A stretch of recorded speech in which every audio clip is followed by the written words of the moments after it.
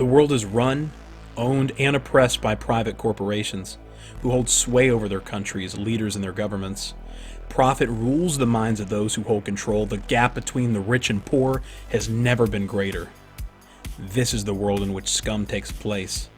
What's up, prisoners? I'm Player 2, and recently I did an interview with Scum's lead level designer known as Bunny, and this Edgar Allan Bromo sapien chose to unveil the entire backstory and lore of Scum for us. And if you're intuitive, you really can start to see the direction they're taking the game from it. Also, don't miss out on any more Scum interviews and exclusives. Consider subscribing and also joining the Grid Discord server to stay in the loop. Links in the description below. But let's hop back into the full life behind Scum. So this elite group of despos that we were talking about a second ago have enslaved society for their gain. They control all forms of media to create division and push their agenda. Wink, wink, present day. There are those who refuse this way of life, refuse to be blinded by their cruel games and propaganda, but unfortunately, the corruption runs deep. Law enforcement, judges, the military are all under their control. One word of a civilian speaking out against this repressive rule is swiftly dealt with.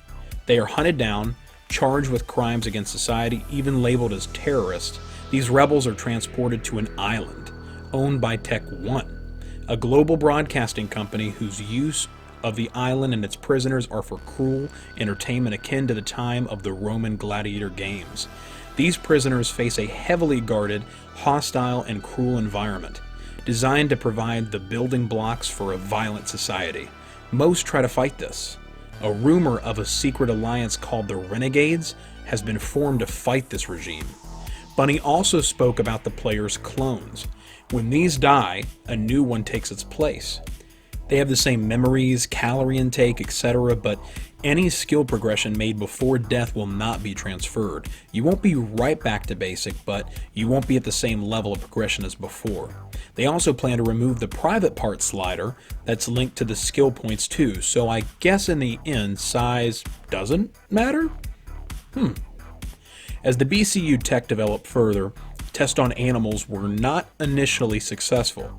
The idea was to create spies using the BCUs. However, the animals that had the BCUs implanted would, after a while, go feral and attack anyone on sight. Tech One decided to hire more scientists to help with the development. One of these scientists is named Francisco from Argentina, and he will be playing a big part as the game progresses. He is a leading expert in neuroscience. When he came to the island, he was under the impression he was going to be helping humanity, helping those in need and cure the sick and all that. He had no idea of Tech One's true intentions. The experiments began to go wrong with the animals, and those living on the island before it became what it is now took notice, and the first signs of the rebellion began. Rumors began of these creepy experiments and areas became no-go zones. Superstitions rose and played a huge part in the unsettling of the community. With the animal testing going a bit sideways, Tech One began importing other animals from all over the world. This in turn brings more opportunities for the team to provide players with a multitude of nasties to come eat us. Sharks is one creature that isn't native to Croatia, but you may want to stay out of the sea after the next update. Teehee teehee. When the inhabitants of the island became scared of certain areas, Tech One began buying up this land and began to build underground complexes all over the island. Around this time, they began developing new BCU chips. This is the one that you see in the game. It was more successful and animal experiments went through. Then began the human tests. Francisco at this point is still unaware of their intentions. He is working on a revolutionary cure for disabled people based on the BCU chip and prosthetics.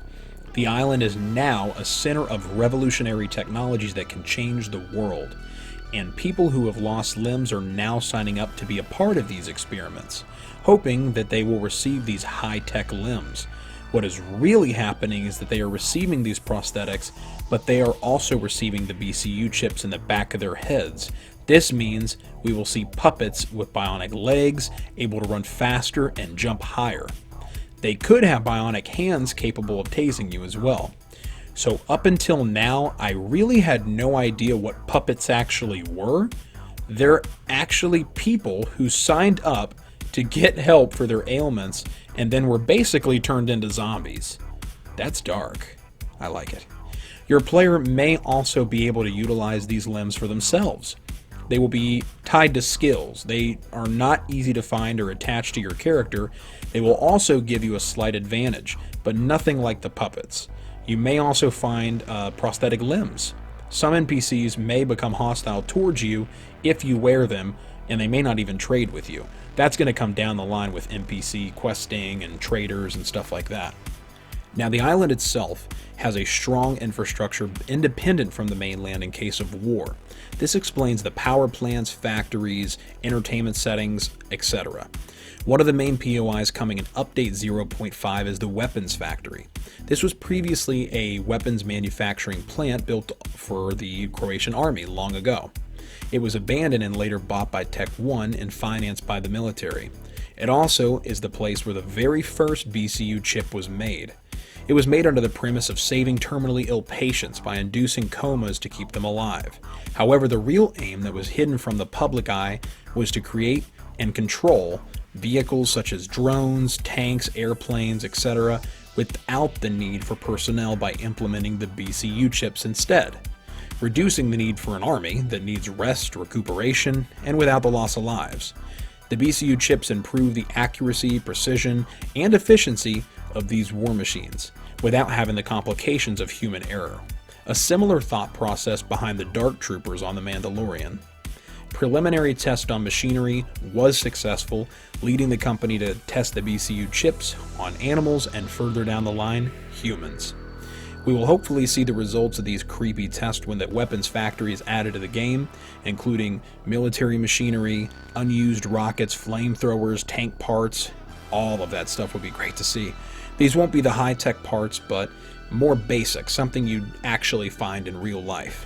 The high-tech goodies that will be more futuristic will be reserved for the new hospital and underground bunkers. I personally am very excited to see the in-game changes that we will experience as the story starts to unravel. Let me know what you think in the comments below. Otherwise, stop by the live stream tonight at 6 p.m. Eastern Standard Time to discuss it live. See you in the next one.